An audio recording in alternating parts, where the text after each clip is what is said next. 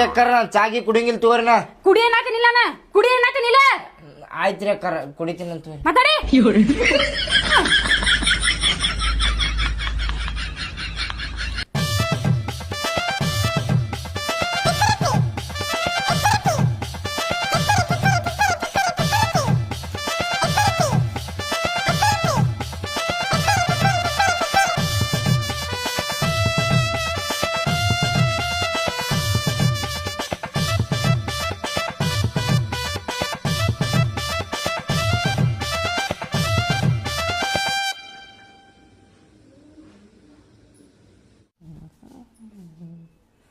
ತಗೋ ಪಚ್ಚ.